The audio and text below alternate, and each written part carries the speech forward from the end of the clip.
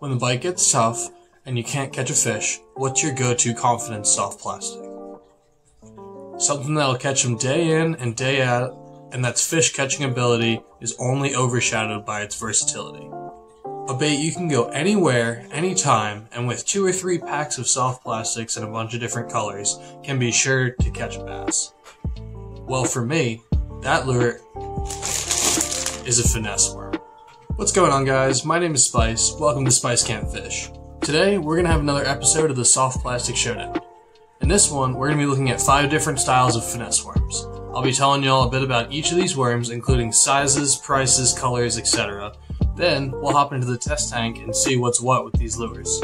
For each bait, I'm going to explain what I like and what I don't really like about it, and I'm going to be as honest as possible. At the end, I'm going to rank them best to worst in my opinion. Before we get further into the video, I'd just like to say if you enjoy these Soft Plastic Showdown videos, feel free to leave a like on the video.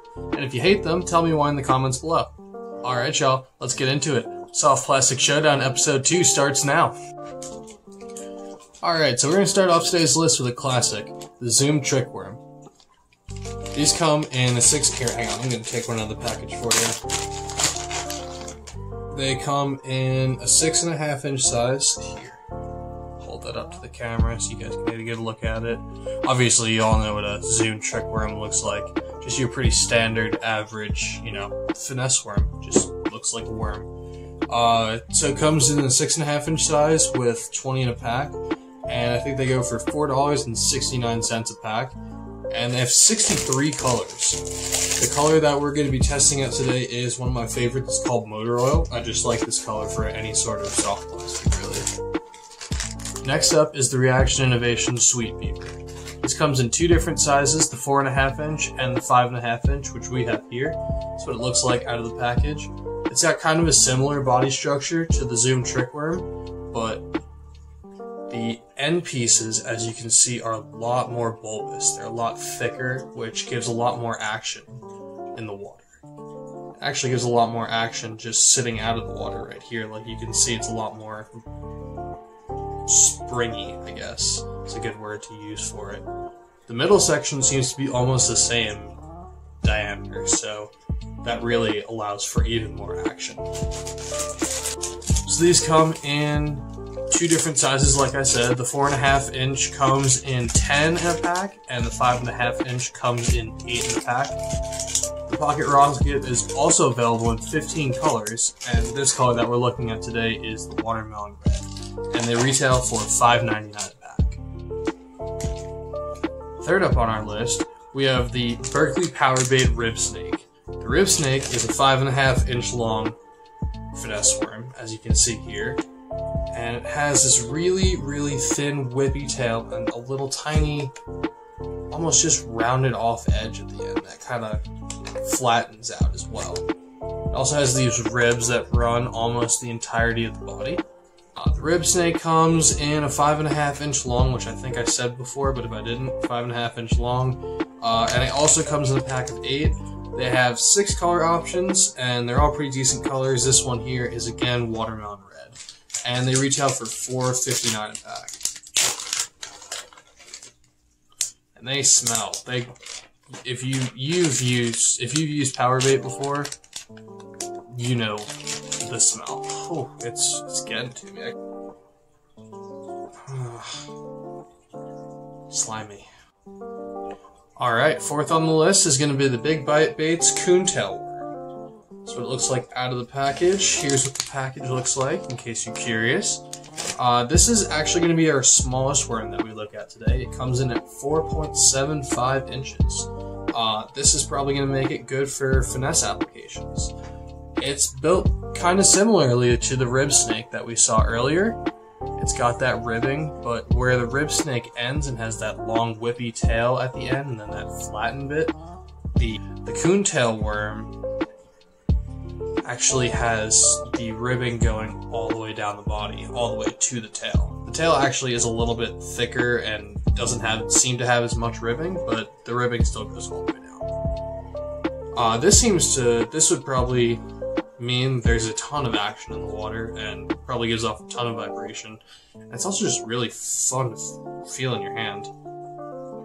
Sorry, I'm getting distracted. Anyway, so this worm comes in 10 colors, and the color that we're looking at here today is Classic Blue Fleck, which I guess is kind of like a June bug. It's not exactly black and blue, or black with blue fleck, but it's like a dark blue with blue fleck. Hence the name, Blue Fleck. We're smart over here. Even more slimy. At least this one doesn't smell as bad, though. It's actually kind of nice. Alright, last up on the list for today is going to be the Waggle Worm by the Ketchco. This is one of their Pro Series worms, I guess. It comes in at 5.8 inches, and it's just your pretty standard average finesse worm. They come in 4 colors, and this color I actually couldn't find it on the website anymore. I guess it was probably some exclusive color that came out for one run for a mystery tackle box. I think that's where I got these from. So I'm just gonna call it like bubblegum, I guess. Yeah, they come in a pack of 8, I think, and they retail for $3.99. They're pretty decent. They just kind of seem like your average finesse worm, just a little bit smaller, so be a little bit better for finessier presentations. So, real quick, before we go check out some underwater footage, let me just explain real quick why I choose a finesse worm as my confidence soft plastic, as opposed to what many people gravitate toward, which is like a stick bait. This one here is the Yum Dinger. So I have a couple of reasons, really. First off, most finesse worms are a little bit longer than your average Senko style bait. Yeah, so as you can see, the Senkos are obviously a little bit shorter. So a finesse worm like the Zoom Trick Worm, which I think is kind of like the industry standard for finesse worms, is like around 6.5 inches, where a stick bait is usually around 5 inches, or like the smaller ones are around 4 inches. So the reason I choose the bigger one is because it kind of allows for a little bit more of a presence in the water. So even when it's clear water, you want to draw the fish in from a little bit further away. So this just kind of allows for a little bit more draw power. So it's also kind of thinner though than if you look at the diameter wise. Stop swinging. Stop swinging. Stop it. Okay, so yeah. So the diameter of a stick bait is usually a little bit thicker than the diameter of a finesse worm. And that, to me, kind of makes up for the stick worm being a little bit smaller. So I can get away with what I feel like is a larger profile, but it doesn't seem as intimidating because it's not, it's not a big piece of plastic, it's really thin. Secondly, and kind of to go along with that first point that I just made about the thinner body, I feel that longer, thinner body just allows the lure to get a little bit more action as it falls and as well as you work it. I personally just like that extra little bit of action whenever I can get it. So, in the winter I have to move the lure less to make it look more appetizing for a bass. Or in the summer, I can have a lure that has a little bit more action to it, so I can get a little bit more attention from a bass. Now, that's not to say that I don't fish stick baits. I definitely fish my fair share of stick baits. I just often find myself grabbing for a finesse worm just a little bit more often than I do for a Senko. So I just kind of, consider this my confidence bait.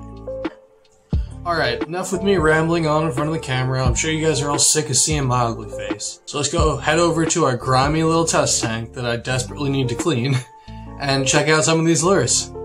Just a little disclaimer before I get into this. I don't work with any of these companies, and I'm also going to be using the Zoom Trick Worm as the baseline, since it's kind of like the industry standard. We'll start off with the Zoom Trick Worm. Again, this is the motor oil color. We'll be testing each of these lures on the same weightless wacky rig so y'all can see the best action of the lures.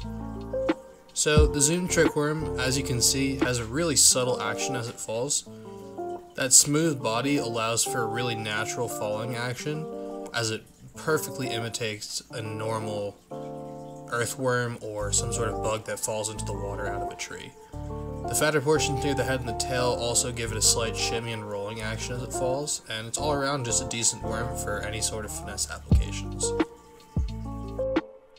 Second is the pocket rocket in that watermelon red color.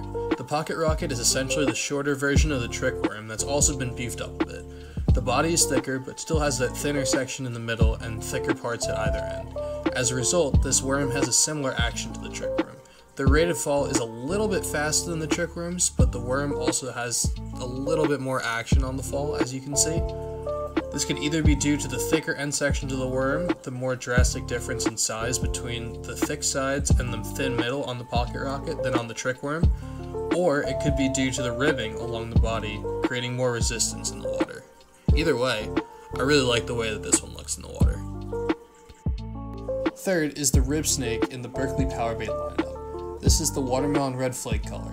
The rib snake has more pronounced ribs than the pocket rocket, hence the name, and this allows for more vibration as it falls to the water.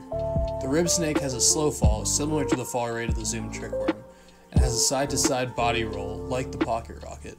The thin tail at the end of the rib snake also has a more pronounced wiggle action to it, and this adds to the action and draw of the lure.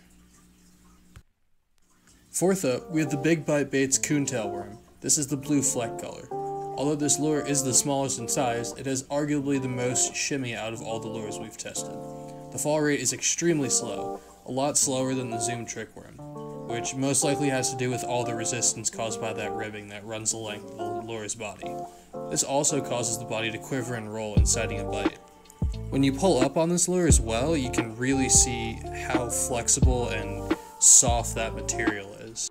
This almost acts to exaggerate the action of the worm and make it a little bit more pronounced, and I think it looks great. Last but not least, the Ketchco Waggle Worm. The Waggle Worm seems to be very similar in action to the Zoom trick worm. They have a similar fall rate, although the Waggle Worm seems to fall a little bit slower than the trick worm. All in all, the two baits are pretty much the same.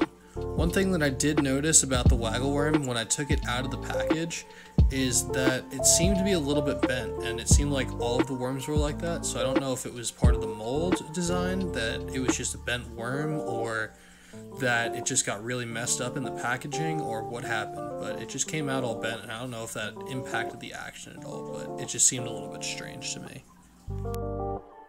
Before we wrap this video up, I'd like to really quickly talk about two other quick little things. First, I'm going to talk about the other ways that I would fish these lures besides on a wacky rig. Second, I'm just going to real quick explain which lures I would use the most and which lures I would use the least, just like 1 through 5, and just why really briefly. So, I would obviously fish this on a wacky rig. All these lures would work really well on a wacky rig, that's why I showed them on a wacky rig. That, and because it shows the most amount of action for the lures, but, or it shows off the lure's action the best, I guess is a better way to say that. But besides that, I would also rig them weightless Texas rigged with just like a 1/4 or a 3/8 ounce weight on the front, or on a shaky head. Probably most likely I would fish it on a shaky head if I wasn't fishing a wacky rig. Now getting into the ranking of the lures, that changes a little bit depending on what kind of technique I'm going to be using. So if I'm going to be wacky rigging them, then 100% for sure the coontail worm is going to be first, for sure. It just looks fantastic. It has a super slow rate of fall. The action is really great. I like it. I like the action. I like everything about it. Then I would rank then I would say second would be the pocket rocket, and then the Zoom trick worm, and then the Carl's Waggle Worm. Were kind of like pretty close, but I chose the trick worm over the Waggle Worm just because of price. Like, the Zoom is a much better bang for your buck, and they have a lot more color combinations, so I just feel like it would probably be a little bit better of a choice for you. Especially for me, like, I would definitely probably pick the trick worm over the Waggle Worm just for those two reasons. And then lastly, for a wacky rig, I would probably say it's the rib snake, just because it's not really a worm that's made for, or really suited for a wacky rig. It's not evenly balanced on one side, and it kind of tends to fall towards the heavier side, and that just doesn't give it like great action on a wacky rig. But it would be really good on a shaky head. And so for a weightless Texas rig, a weighted Texas rig, and a shaky head, the rib snake would definitely be my first pick, just because it has that thicker bit in the front, and it really holds the hook well, and especially for a shaky head, like one of those ones that you screw it into the head, those are the ones that I really like to use. That thicker head just allows for a little bit better of a placement on the hook, and it allows the bait to stay on there a little bit better, in my opinion. So then the order kind of stays the same after that. So it would be the rib snake first, then the coontail worm, then the pocket rocket, then the trick worm, then the light worm. That would be kind of like my ranking, I guess you would say. Alright y'all, that's going to do it for today's video. I hope you enjoyed. If you did, please leave a like and a comment. Or if you hated it, please definitely leave a comment and tell me why I suck in the comments. I would love to hear it. Also, if you're not subscribed, consider hitting that subscribe button for some more content like this, and I hope to see you on the next one. Alright, I'm out.